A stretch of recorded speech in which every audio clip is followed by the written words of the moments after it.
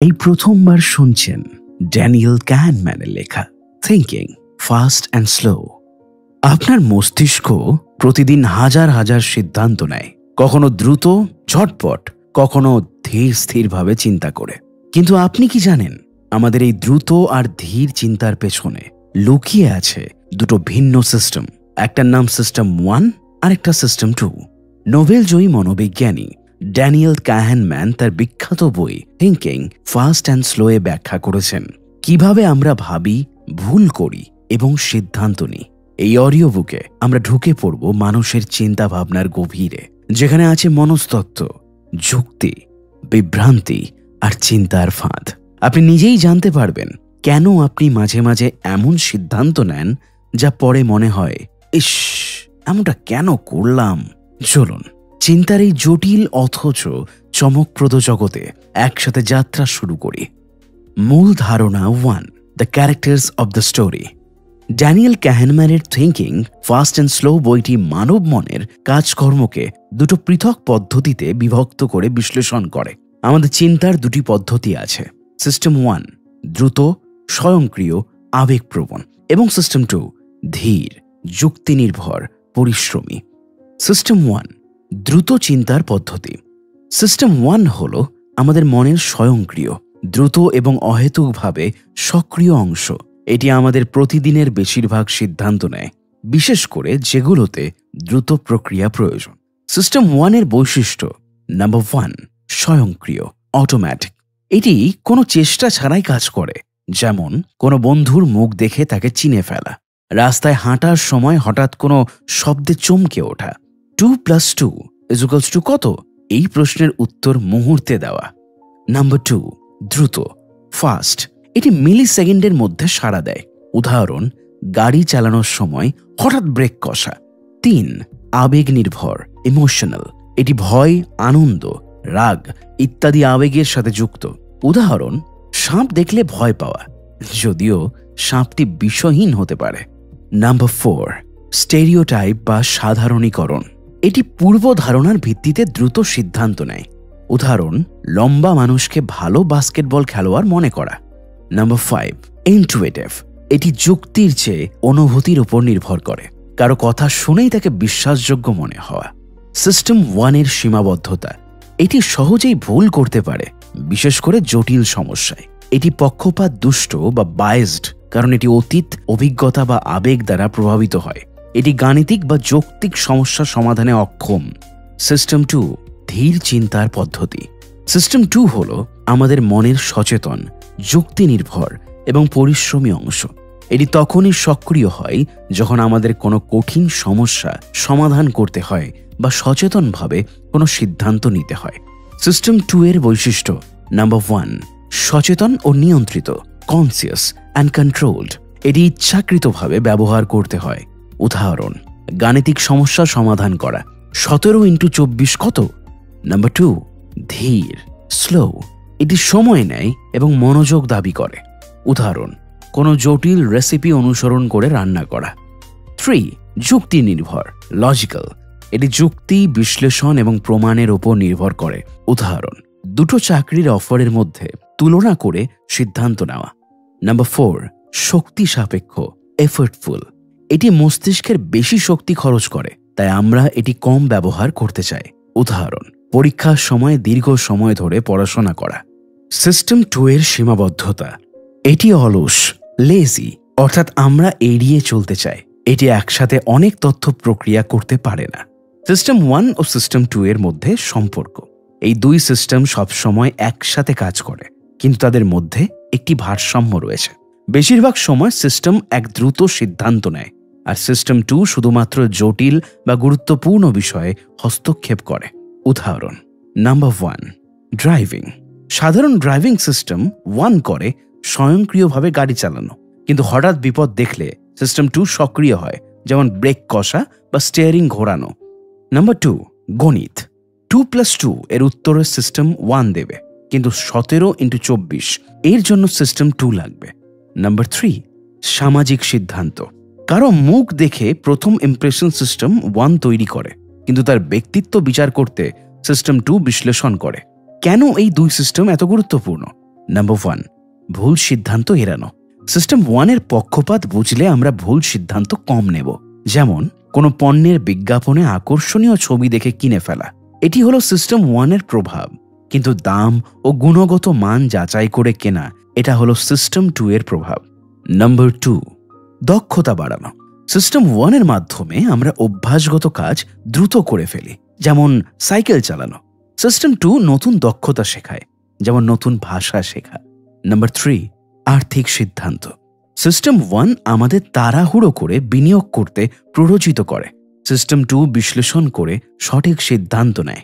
Daniel কাহনেম্যান আমাদের চিন্তার দুটো পদ্ধতির পরিচয় দিয়েছেন। সিস্টেম 1 দ্রুত, স্বয়ংক্রিয়, আবেগপ্রবণ, যা আমাদের দৈনন্দিন জীবনের বেশিরভাগ কাজ করে। সিস্টেম 2 ধীর, যুক্তি নির্ভর, পরিশ্রমী, যা জটিল সমস্যা সমাধানে সাহায্য করে। এই দুই সিস্টেমের মধ্যে সমন্বয় আমাদের বুদ্ধিমত্তা ও সিদ্ধান্ত গ্রহণের ক্ষমতাকে নির্ধারণ করে। সিস্টেম 1 এর দ্রুততা অনেক সময় ভুলের কারণ হয়, আবার সিস্টেম 2 এর অলসতা আমাদের জটিল সমস্যা এড়াতে প্ররোচিত করে। এই দুয়ের ভারসাম্য বোঝার মাধ্যমেই আমরা ভালো সিদ্ধান্ত নিতে পারি। মূল ধারণা 2, সিস্টেম 2 এর অলসতা, লেজি কন্ট্রোলার। এই অধ্যায়ের মূল বিষয় হল সিস্টেম 2 প্রায়শই অলস হয়ে যায় এবং সিস্টেম 1 এর উপর নির্ভর করে, যা অনেক সময় ভুল সিদ্ধান্তের দিকে নিয়ে যায়। কেন সিস্টেম 2 অলস হয়? নাম্বার 1, এনার্জি খরচ। সিস্টেম 2 এর কাজ করতে বেশি মানসিক শক্তি লাগে। মস্তিষ্ক স্বভাবতই কম শক্তি খরচ করতে চায়, তাই এটি সহজ পথ বেছে নেয়। নাম্বার 2, অভ্যাসের প্রভাব। আমরা যখন কোনো কাজ বারবার করি, যেমন গাড়ি চালানো, সিস্টেম 1 তার নিজে থেকেই করতে শেখে, ফলে সিস্টেম 2 আর সক্রিয় থাকে না। নাম্বার 3, মনোযোগের অভাব। আমরা যখন ক্লান্ত বা বিভ্রান্ত থাকি, সিস্টেম 2 ঠিকমতো কাজ করে না। এর ফলাফল কি? সিস্টেম 1 এর ভুলগুলো সংশোধন হয় না, কারণ সিস্টেম 2 সেগুলো চেক করে না। আমরা জ্ঞানী ও পক্ষপাত, কগনিটিভ বায়াসের শিকার হই, সহজ উত্তর বা স্টেরিওটাইপে বিশ্বাস করি। 3, সিস্টেম 2 এর অলসতার উদাহরণ। কগনিটিভ ইজ, জ্ঞানী ও সহজলভ্যতা। আমরা যে তথ্যগুলো সহজে মনে করতে পারি, সেগুলোকেই বেশি গুরুত্ব দিই। যেমন মিডিয়ার প্রভাব। যদি সংবাদে অনেক বিমান দুর্ঘটনার খবর দেখি, আমরা ভাবি বিমান ভ্রমণ বেশি বিপজ্জনক, যদিও পরিসংখ্যানে সড়ক দুর্ঘটনা বেশি। সাম্প্রতিক অভিজ্ঞতা। কোনো ব্যক্তি যদি সম্প্রতি চুরির শিকার হয়, সেই মনে করবে চুরি বেড়ে গেছে, যদিও বাস্তবে তা নাও হতে পারে। ওভার কনফিডেন্স, আত্মবিশ্বাসের অতিরেক।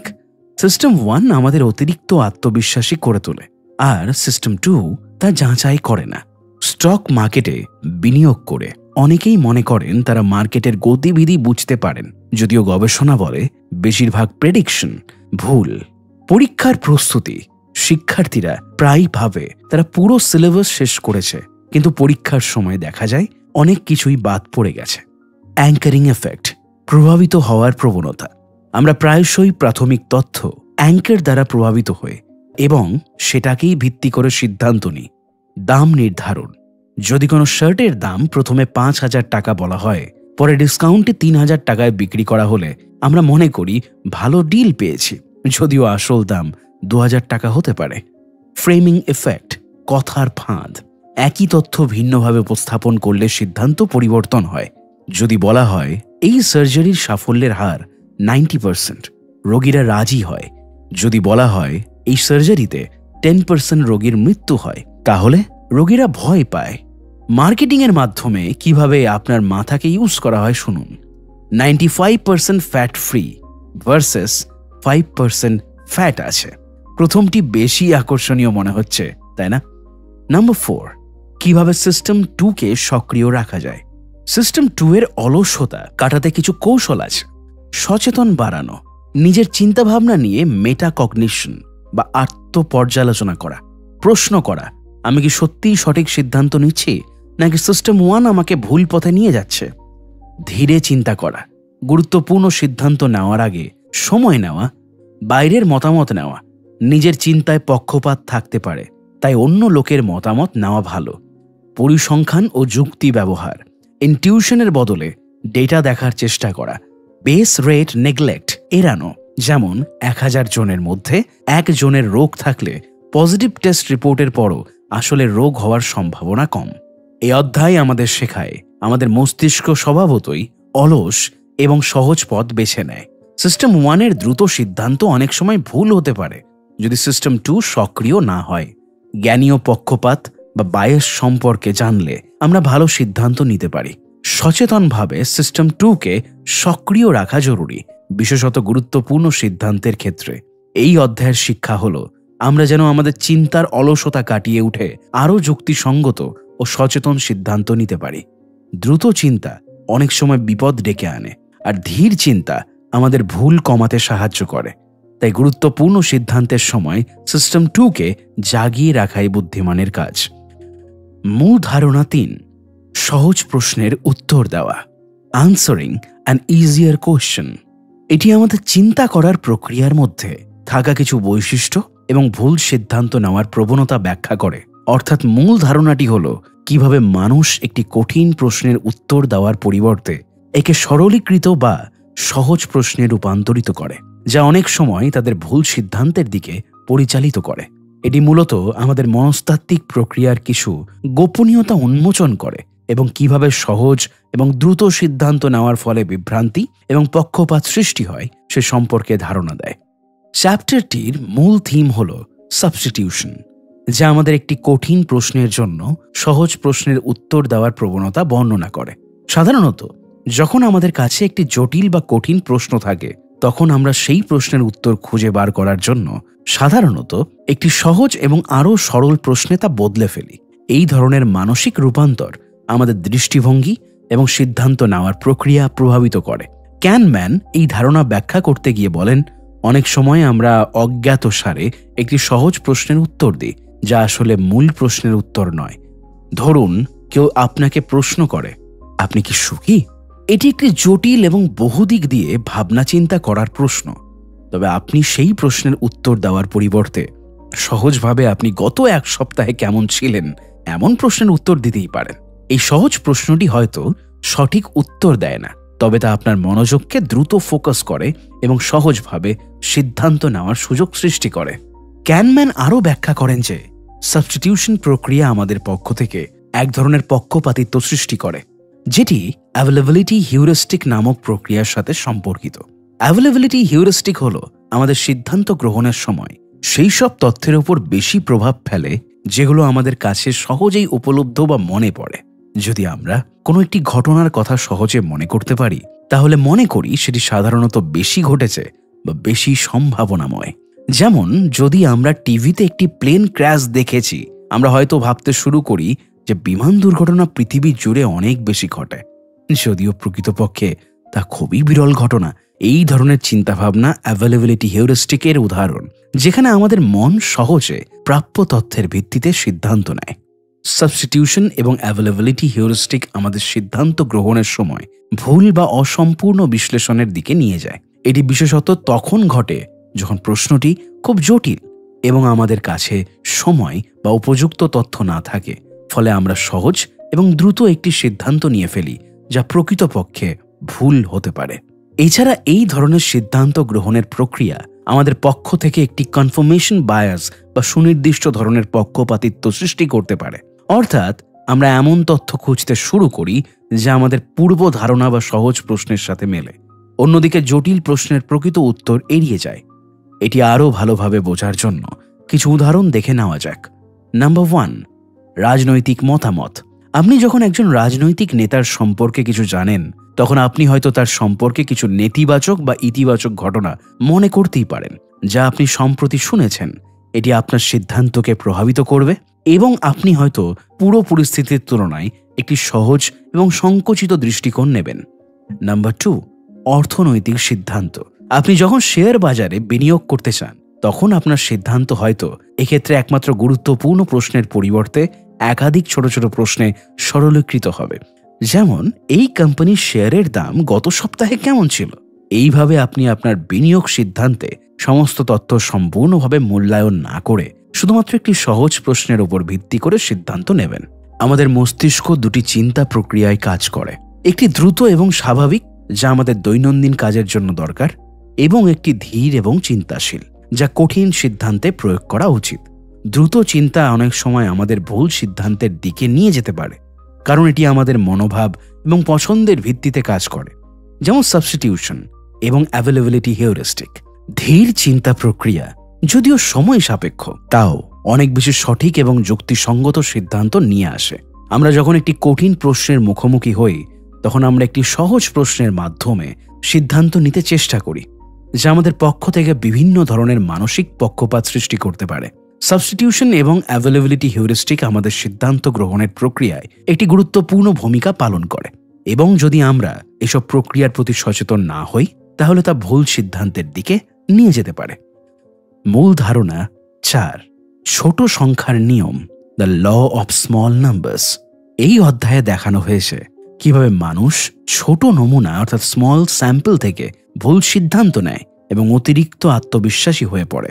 আমাদের মস্তিষ্কের সিস্টেম 1 অর্থাৎ দ্রুত চিন্তা করা প্রায়শই ছোট ডেটা থেকে বড় সিদ্ধান্ত নিতে চায়, যা অনেক সময় ভুল প্রমাণিত হয়। নাম্বার 1, ছোট সংখ্যার নিয়ম কি? ছোট সংখ্যার নিয়ম হলো একটি মানসিক প্রবণতা যেখানে মানুষ বিশ্বাস করে যে একটি ছোট নমুনা বা স্মল স্যাম্পল বড় সংখ্যার লার্জ পপুলেশনের বৈশিষ্ট্য পুরোপুরি প্রতিফলিত করে। কিন্তু পরিসংখ্যান অনুযায়ী ছোট নমুনায় ভ্যারিয়েশন বেশি থাকে, ফলে তা থেকে সঠিক সিদ্ধান্ত নেওয়া কঠিন। উদাহরণ, ধরুন আপনি একটি কয়েন টস করলেন 5 বার, ফলাফল HHH অর্থাৎ 5 বার হেড পড়ল। এখানে সিস্টেম 1 দ্রুত সিদ্ধান্ত নেবে যে কয়েনটি অনিয়মিত বায়াসড, কিন্তু বাস্তবে 5টা টস একটি খুব ছোট নমুনা এবং এটি সম্পূর্ণ র্যান্ডম হতে পারে। মানুষ ছোট ডেটাকে অতিরিক্ত গুরুত্ব দেয় এবং বড় ছবি অর্থাৎ বিগ পিকচারকে মিস করে। নাম্বার 2, কেন আমরা ছোট নমুনায় বিশ্বাস করি? আমাদের সিস্টেম 1 অর্থাৎ দ্রুত চিন্তা প্যাটার্ন খোঁজে এবং দ্রুত ব্যাখ্যা করতে চায়। এটি ছোট ডেটা দেখেই গল্প তৈরি করে অর্থাৎ ন্যারেটিভ ফ্যালাসি তৈরি করে এবং বিশ্বাস করে যে এটি পুরোপুরি সত্য। মানুষের আত্মবিশ্বাস প্রায় ডেটার সাইজের চেয়ে বেশি হয়। আমরা মনে করি অল্প তথ্য থেকেই পুরো সত্যটা বোঝা সম্ভব, যা পরিসংখ্যানগতভাবে ভুল। আমরা র্যান্ডম ঘটনাগুলোকে প্যাটার্ন হিসেবে ব্যাখ্যা করি। যেমন, একজন শিক্ষক দেখলেন যে ক্লাসের প্রথম 3 জন ছাত্রই ভালো রেজাল্ট করলো। তিনি ভাবলেন এই ব্যাচ খুব মেধাবী, কিন্তু বাস্তবে এটি র্যান্ডম ভ্যারিয়েশন হতে পারে। হয়তো পরের 10 জনের রেজাল্ট খারাপও হতে পারে। ছোট নমুনার বিপদ। ধরুন 30টি রোগী নিয়ে করা একটি ছোট ট্রায়ালে একটি ওষুধ 80% কার্যকর হলো, কিন্তু বড় স্টাডিতে 1000 রোগী দেখা গেল এটি মাত্র 50% কার্যকর। ছোট নমুনায় লাক অর্থাৎ ভাগ্য বেশি প্রভাব ফেলে। একজন বিনিয়োগকারী দেখলেন যে একটি স্টক লাস্ট 3 মাসে ভালো রিটার্ন দিয়েছে। তিনি ভাবলেন এটা অবশ্যই একটি ভালো বিনিয়োগ, কিন্তু বাস্তবে এটি শর্ট টার্ম ফ্লুক হতে পারে। দীর্ঘমেয়াদে স্টকটি খারাপ পারফর্ম করতে পারে। একজন ফুটবলার 3 ম্যাচে হ্যাটট্রিক করলো, মিডিয়া তাকে নিউ গড অফ ফুটবল ঘোষণা করলো, কিন্তু পরের 10 ম্যাচে তার পারফরমেন্স খারাপ হলে দেখা গেল প্রথম 3 ম্যাচ স্ট্যাটিস্টিক্যাল লাক ছিল। কিভাবে এই ভুল এড়ানো যায়? ছোট ডেটা থেকে সিদ্ধান্ত নেবেন না, বড় এবং রিপ্রেজেন্টেটিভ নমুনা দেখুন। উদাহরণ, 1000 মানুষের উপর সমীক্ষা, 10 জনের নয়। ছোট সাফল্য বা ব্যর্থতাকে ওভার ইন্টারপ্রেট করবেন না, এটি র্যান্ডম ফ্লুক হতে পারে। সিস্টেম 1 এর দ্রুত সিদ্ধান্তে বিশ্বাস করবেন না, বিশ্লেষণ করুন, প্রশ্ন করুন এই ডেটা কি যথেষ্ট বড়? শিক্ষাক্ষেত্রে একজন শিক্ষক কয়েকটি টেস্টের রেজাল্ট দেখেই ছাত্রের দক্ষতা বিচার করবেন না, বছর জুড়ে পারফরমেন্স দেখুন। একটি পণ্যের ইনিশিয়াল সেলস ভালো হলেই মনে করবেন না যে এটি লং টার্ম হিট হবে। Market trend, competition, customer feedback বিশ্লেষণ করুন। 2-3 বার ভালো খারাপ অভিজ্ঞতা দেখেই কোনো ব্যক্তি বা প্রতিষ্ঠান সম্পর্কে চূড়ান্ত সিদ্ধান্ত নেবেন না। ছোট সংখ্যার নিয়ম আমাদের একটি বড় কগনিটিভ বায়াস দেখায়। আমরা অল্প তথ্য থেকে বড় সিদ্ধান্ত নিই, যা প্রায় ভুল হয়। ছোট নমুনা থেকে সিদ্ধান্ত নেওয়া রিস্কি। বড় এবং রিপ্রেজেন্টেটিভ ডেটা দেখুন, র্যান্ডমনেসকে রেকগনাইজ করুন। সিস্টেম 2 লজিক্যাল থিঙ্কিং ব্যবহার করে বায়াস কম করুন। এখান থেকে আমরা শিখি যে অল্প জানা থেকে পুরো জানার ইলিউশন এড়িয়ে চলতে হবে। স্ট্যাটিস্টিক্যাল লিটারেসি এবং ক্রিটিক্যাল থিঙ্কিং আমাদের সঠিক সিদ্ধান্ত নিতে সাহায্য করবে। মূল ধারণা 5, ওভার কনফিডেন্স, অতিরিক্ত আত্মবিশ্বাস। এই অধ্যায়ে ব্যাখ্যা করা হয়েছে যে কেন মানুষ নিজের জ্ঞান ও ভবিষ্যৎবাণীর ক্ষমতাকে অতিরিক্ত মূল্যায়ন করে। এবং কিভাবে এই আত্মবিশ্বাসের সিদ্ধান্ত গ্রহণে প্রভাব ফেলে। নাম্বার 1, অতি বিশ্বাস, ওভার কনফিডেন্স। মানুষের মনে একটি স্বাভাবিক প্রবণতা হলো তারা নিজেদের দক্ষতা, জ্ঞান ও পূর্বাভাস দেওয়ার ক্ষমতাকে বাস্তবের চেয়ে বেশি মনে করে। এই অতি বিশ্বাস বিভিন্ন ক্ষেত্রে দেখা যায়।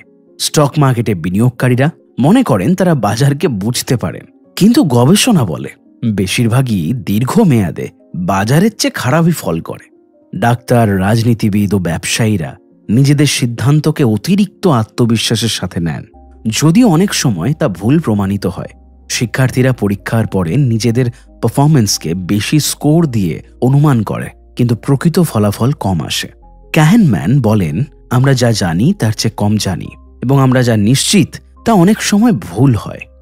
নাম্বার 2, বৈধতার বিভ্রম, ইলিউশন অফ ভ্যালিডিটি। এই ধারণাটি ব্যাখ্যা করে যে কেন মানুষ অপ্রয়োজনীয় আত্মবিশ্বাস নিয়ে ভুল সিদ্ধান্ত নেয়। যখন কোনো ব্যক্তি সীমিত তথ্য বা অপূর্ণ ডেটা থেকে নিজেকে নিশ্চিত মনে করেন যে তার বিশ্লেষণ বা ভবিষ্যৎবাণী সঠিক, তখন তাকে ইলিউশন অফ ভ্যালিডিটি বলা হয়।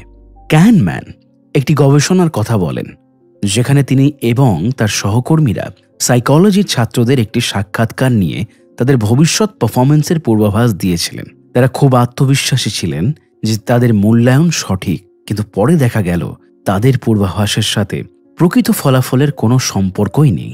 কেন এই বিভ্রম হয়? সিস্টেম 1, দ্রুত চিন্তা, স্বয়ংক্রিয়ভাবে প্যাটার্ন খোঁজে এবং দ্রুত সিদ্ধান্ত নেয়। সিস্টেম 2, ধীর চিন্তা, এই সিদ্ধান্তকে যাচাই না করেই মেনে নেয়। অতিরিক্ত আত্মবিশ্বাস তখনই আসে যখন আমরা র্যান্ডমনেস বা দৈবতাকে প্যাটার্ন হিসেবে ব্যাখ্যা করি। অনেক ফিনান্সিয়াল এক্সপার্ট মনে করেন তারা বাজারকে বুঝতে পারেন, কিন্তু বেশিরভাগ এক্সপার্টের পূর্বাভাস কয়েন টসের মতোই র্যান্ডম।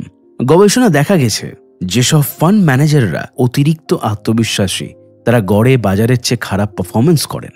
পশ্চাৎদর্শী পক্ষপাত, হাইন্ডসাইট বায়াস। আমি তো আগেই জানতাম। এই বায়াসটি আমাদের মনে করায় যে ঘটনা ঘটার পরে আমরা মনে করি এটি পূর্বাভাস করা সহজ ছিল। যখন কোনো ঘটনা ঘটে যায়, মানুষ মনে করে এটা তো সহজেই অনুমান করা যেত, কিন্তু বাস্তবে ঘটনার আগে তাদের অনুমান ভিন্ন ছিল। উদাহরণ, 9/11 হামলা। ঘটনার আগে কেউই সঠিকভাবে ভবিষ্যৎবাণী করতে পারেনি। ঘটনার পরে অনেকেই দাবি করলেন এটা তো আগে থেকেই বোঝা যাচ্ছিল। কেন এই বায়াস বিপজ্জনক? এটি শেখার ক্ষমতাকে বাধা দেয়, কারণ মানুষ ভাবে তারা ইতিমধ্যে সব জানত। এটি দায়িত্ব এড়ানোর সুযোগ তৈরি করে। এই অধ্যায়ে কাহনেম্যান দেখিয়েছেন যে অতি বিশ্বাস, বৈধতার বিভ্রম এবং পশ্চাৎদর্শী পক্ষপাত আমাদের সিদ্ধান্ত গ্রহণকে কিভাবে বিকৃত করে। তিনি পরামর্শ দেন যে আমাদের স্বীকার করা উচিত যে আমরা যতটা নিশ্চিত ভাবি তার চেয়ে কম জানি। সচেতনতা এবং বৈজ্ঞানিক পদ্ধতি ব্যবহার করে আমরা এই ত্রুটিগুলো কমাতে পারি। মূল ধারণা 6, দ্য ইলিউশন অফ আন্ডারস্ট্যান্ডিং, বোঝার বিভ্রম। এই অধ্যায়ে কাহনেম্যান দেখিয়েছেন কিভাবে মানুষ অসম্পূর্ণ বা এলোমেলো তত্ত্ব থেকে একটি সঙ্গতিপূর্ণ গল্প তৈরি করে এবং বিশ্ব সম্পর্কে তাদের ব্যাখ্যায় মিথ্যা আত্মবিশ্বাস অনুভব করে। এই প্রক্রিয়াটি মানুষের সিদ্ধান্ত গ্রহণ, ইতিহাস বিশ্লেষণ এবং দৈনন্দিন জীবনের ঘটনাবলী বোঝার ক্ষেত্রে গভীর প্রভাব ফেলে। নাম্বার 1, বোঝার বিভ্রম কি? কাহনেম্যান বলেন, মানুষ কারণ কার্য সম্পর্ক খুঁজে বেড়ায় এবং যে কোনো ঘটনার পেছনে একটি সহজ ব্যাখ্যা দাঁড় করাতে চায়। এই প্রবণতার কারণে আমরা প্রায়শই অপূর্ণ তথ্য থেকে এমন একটি গল্প তৈরি করি যা যৌক্তিক মনে হয়, কিন্তু বাস্তবে তা বিভ্রান্তিকর বা ভুল হতে পারে। উদাহরণ, একজন সফল ব্যবসায়ীর জীবনী পড়ার সময় আমরা মনে করি তার সাফল্যের পেছনে শুধু তার কঠোর পরিশ্রম ও বুদ্ধিমত্তা দায়ী, কিন্তু আমরা ভাগ্য, সময়ের সুযোগ বা বাহ্যিক পরিস্থিতির ভূমিকাকে উপেক্ষা করি। স্টক মার্কেটে হঠাৎ পতন ঘটলে অর্থনীতিবিদরা নানা তত্ত্ব দেন, কিন্তু প্রকৃত কারণ অনেক সময় অপ্রত্যাশিত ও জটিল হয়। এই বিভ্রমের মূল কারণ হল সিস্টেম 1, দ্রুত চিন্তা, যা স্বয়ংক্রিয়ভাবে গল্প তৈরি করে, আর সিস্টেম 2, ধীর চিন্তা, তা যাচাই করতে অলসতা করে। নাম্বার 2, গল্প তৈরির মেশিন। মানুষের মস্তিষ্ক একটি গল্প তৈরির মেশিন। আমরা যে কোনো তথ্য পেলেই তা দিয়ে একটি সহজ ও পূর্ণাঙ্গ গল্প বানাতে চাই। এই প্রক্রিয়ায় অপ্রাসঙ্গিক তথ্য বাদ পড়ে জটিলতাকে সরলীকরণ করা হয়, দুর্ঘটনা বা ভাগ্যকে অবমূল্যায়ন করা হয়। যেমন একজন ক্রিকেটার যদি টানা 3টি ম্যাচে সেঞ্চুরি করে, মিডিয়া তাকে অভিষেকের নতুন তারকা বলে প্রচার করে, কিন্তু এটি স্ট্যাটিস্টিক্যাল ফ্লুক বা দৈব ঘটনাও হতে পারে। পরের ম্যাচে তার ব্যর্থতাই সেই গল্প ভেঙে যায়। নাম্বার 3, ন্যারেটিভ ফ্যালেসি, গল্পের ভ্রান্তি। ক্যাহনম্যান ন্যারেটিভ ফ্যালেসি ধারণাটি উপস্থাপন করেন, যেখানে আমরা গল্পের সৌন্দর্য ও সঙ্গতিকে সত্যতার প্রমাণ হিসেবে ধরে নিই। উদাহরণ, বইয়ের বাজার থেকে কোনো বই বেস্টসেলার হলে আমরা মনে করি এটি অবশ্যই অসাধারণ, কিন্তু অনেক সময় লাক, মার্কেটিং বা টাইমিং এর ভূমিকা বেশি থাকে। কোনো কোম্পানির সাফল্যের গল্পে আমরা সিইওর কৌশলকে গুরুত্ব দিই, কিন্তু ইন্ডাস্ট্রির প্রবণতা বা অর্থনৈতিক পরিস্থিতিকে উপেক্ষা করি। এই ভ্রান্তি আমাদের ভবিষ্যতের সাফল্য অনুমান করতে ব্যর্থ করে, কারণ আমরা অতীতের গল্পকে অতিরিক্ত সরলীকরণ করি। নাম্বার 4, ইতিহাসের পুনর্লিখন ও বিভ্রম। ইতিহাসকে আমরা একটি রৈখিক ও যৌক্তিক গল্প হিসেবে পড়ি, কিন্তু বাস্তবে তা অনেক বেশি জটিল ও বিশৃঙ্খল। উদাহরণ, মহাত্মা গান্ধীর স্বাধীনতা সংগ্রামের গল্পে আমরা তাকে একক নায়ক হিসেবে দেখি, কিন্তু লক্ষ্য করি না যে ব্রিটিশদের অর্থনৈতিক দুর্বলতা, দ্বিতীয় বিশ্বযুদ্ধ ও অন্যান্য নেতাদের ভূমিকাও সমান গুরুত্বপূর্ণ ছিল। বিশ্লেষণে আমরা কয়েকটি সহজ ফ্যাক্টর খুঁজি, কিন্তু বাস্তবে সেখানে অসংখ্য সামাজিক, রাজনৈতিক ও অর্থনৈতিক কারণ জড়িত। এই বিভ্রমের কারণে আমরা ভবিষ্যতের জটিল ঘটনা প্রবাহ সঠিকভাবে অনুমান করতে পারি না। নাম্বার 5, কিভাবে এই বিভ্রম কাটানো যায়। নাম্বার 1, অ্যান্টি ন্যারেটিভ চিন্তা, গল্পের বিপরীত দিকগুলো খুঁজে দেখা। নাম্বার 2, ভাগ্য ও অনিশ্চয়তাকে স্বীকৃতি দেওয়া, সব সাফল্য বা ব্যর্থতা আমাদের নিয়ন্ত্রণে নেই। নাম্বার 3, প্রেডিকশন মার্কেট বা ভবিষ্যৎবাণীর বাজার, বহু মানুষের মতামতকে একত্র করে অনিশ্চয়তা কমানো। এই অধ্যায়ের মূল বার্তা হলো, আমরা যতটা মনে করি তার চেয়ে কম বুঝি। আমাদের গল্প তৈরির দক্ষতা আমাদের বিভ্রান্তিও বাড়ায়। তাই বিনয়ী হয়ে অনিশ্চয়তাকে স্বীকার করে এবং জটিলতাকে সম্মান করে চিন্তা করাই বুদ্ধিমানের কাজ। এই বিভ্রম বুঝতে পারলে আমরা ভালো সিদ্ধান্ত নিতে, ইতিহাসকে সঠিকভাবে মূল্যায়ন করতে এবং অন্যের সাফল্য ব্যর্থতা সম্পর্কে যুক্তিসঙ্গত দৃষ্টিভঙ্গি রাখতে পারব। মূল ধারণা 7, প্রসপেক্ট থিওরি। প্রসপেক্ট থিওরি ব্যাখ্যা করে যে মানুষ কিভাবে লাভ ও ক্ষতিকে ভিন্নভাবে মূল্যায়ন করে এবং কিভাবে ঝুঁকির সাথে সম্পর্কিত সিদ্ধান্ত গ্রহণের সময় অযৌক্তিক আচরণ করে।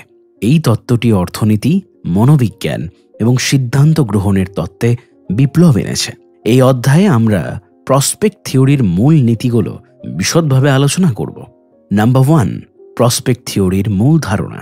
প্রসপেক্ট থিওরি 1979 সালে ড্যানিয়েল কাহনম্যান এবং অ্যামোস টাভারস্কি দ্বারা প্রস্তাবিত হয়। এটি যুক্তিবাদী সিদ্ধান্ত গ্রহণের প্রচলিত অর্থনৈতিক মডেলগুলোর, যেমন এক্সপেক্টেড ইউটিলিটি থিওরি, একটি বিকল্প হিসেবে আবির্ভূত হয়। ঐতিহ্যগত অর্থনৈতিক তত্ত্ব অনুযায়ী মানুষ সর্বদা যুক্তিসঙ্গতভাবে সিদ্ধান্ত নেয় এবং সর্বোচ্চ উপযোগিতা অর্থাৎ ইউটিলিটি অনুযায়ী তা অর্জনের চেষ্টা করে, কিন্তু বাস্তবে মানুষ প্রায়ই অযৌক্তিক, আবেগপ্রবণ এবং পক্ষপাত দুষ্ট সিদ্ধান্ত নেয়। কাহনম্যান এবং টাভারস্কি দেখান যে মানুষের সিদ্ধান্ত গ্রহণ সম্পূর্ণ যুক্তি নির্ভর নয়, বরং এটি মনস্তাত্ত্বিক পক্ষপাত অর্থাৎ সাইকোলজিক্যাল বায়াসেস এর দ্বারাই প্রভাবিত হয়। প্রসপেক্ট থিওরি এই পক্ষপাতগুলোর একটি গাণিতিক মডেল উপস্থাপন করে। প্রসপেক্ট থিওরির 3টি প্রধান বৈশিষ্ট্য রয়েছে। ক্ষতিকে লাভের চেয়ে বড় মনে করা, ক্ষতির বেদনা লাভের আনন্দের চেয়ে বেশি। রিসার্চ বলে $100 হারানোর বেদনা $150 লাভের আনন্দের সমান। যেমন একজন ব্যক্তি যদি 2টি বিকল্পের মধ্যে একটি বেছে নেয়, বিকল্প 1 নিশ্চিত $500 লাভ, বিকল্প 2 50% সম্ভাবনা $1000 লাভ, অন্যথায় $0। বেশিরভাগ মানুষ নিশ্চিত $500 বেছে নেয়, যদিও গাণিতিকভাবে দ্বিতীয় বিকল্পের প্রত্যাশিত মান $500ই হবে, কারণ 50%। কিন্তু যদি ক্ষতির কথা বলা হয়, বিকল্প 1 নিশ্চিত $500 ক্ষতি, বিকল্প 2 50% সম্ভাবনা $1000 ক্ষতি, অন্যথায় $0। এবার বেশিরভাগ মানুষ জুয়া খেলবে, যদিও গাণিতিকভাবে উভয়ের প্রত্যাশিত মান একই। Reference dependence. রেফারেন্স ডিপেন্ডেন্স হল সিদ্ধান্তের তুলনামূলক ভিত্তি।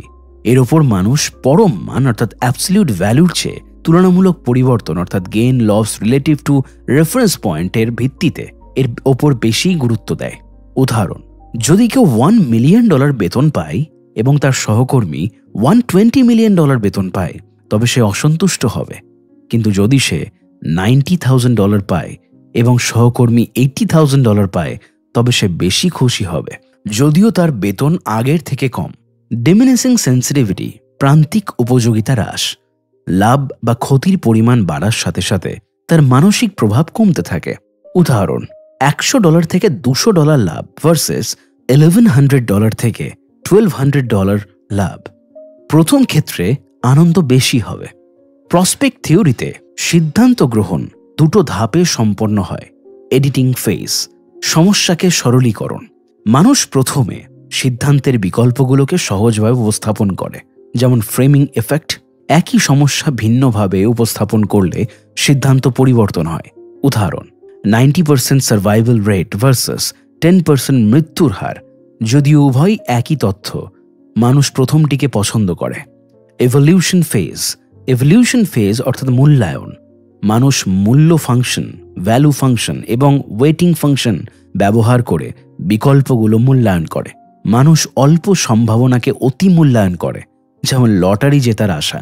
উচ্চ সম্ভাবনাকে অবমূল্যায়ন করে, যেমন ইন্স্যুরেন্স কেনা। নাম্বার 4, বাস্তব জীবনে প্রসপেক্ট থিওরির প্রয়োগ। বিনিয়োগকারীরা লাভের শেয়ার দ্রুত বিক্রি করে, কিন্তু ক্ষতির শেয়ার ধরে রাখে, ক্ষতি স্বীকার করতে চায় না। বিপণন কৌশল, ডিসকাউন্ট ভার্সেস পেনাল্টি। আজ কিনলে 10% ছাড়, কাল কিনলে 10% অতিরিক্ত দাম। প্রথম বার্তাটি বেশি প্রভাব ফেলে। স্বাস্থ্য সচেতনতা, ধূমপান ছাড়লে ক্যান্সার হওয়ার ঝুঁকি 10% কমবে ভার্সেস ধূমপান না ছাড়লে ক্যান্সার হওয়ার ঝুঁকি 10% বেশি হবে। দ্বিতীয় বার্তাটি বেশি প্রভাব ফেলে। প্রসপেক্ট থিওরি দেখায় যে মানুষের সিদ্ধান্ত গ্রহণ যুক্তি নির্ভর নয়, বরং মনস্তাত্ত্বিক পক্ষপাত দ্বারা প্রভাবিত। এটি অর্থনীতি, ব্যবসা, রাজনীতি এবং ব্যক্তিগত সিদ্ধান্তে গভীর প্রভাব ফেলেছে। এই তত্ত্ব বুঝলে আমরা নিজেদের এবং অন্যদের সিদ্ধান্তকে ভালোভাবে বিশ্লেষণ করতে পারব। আজ পর্যন্ত আমাদের অরিফিলে থিঙ্কিং ফাস্ট অ্যান্ড স্লো বইটি কেমন লাগলো অবশ্যই জানাবেন। চিন্তার জগতে আজ আমরা দেখলাম কিভাবে আমাদের মস্তিষ্ক কখনো কখনো দ্রুত সিদ্ধান্ত নেয়, আবার কখনো কখনো ধীরভাবে বিশ্লেষণ করে। থিঙ্কিং ফাস্ট অ্যান্ড স্লো শুধু একটা বই নয়, এটা হলো আমাদের চিন্তা ভাবনার আয়না, যেখানে আমরা নিজের অজান্তেই ধরা পড়ে যাই নিজেদের কাছে।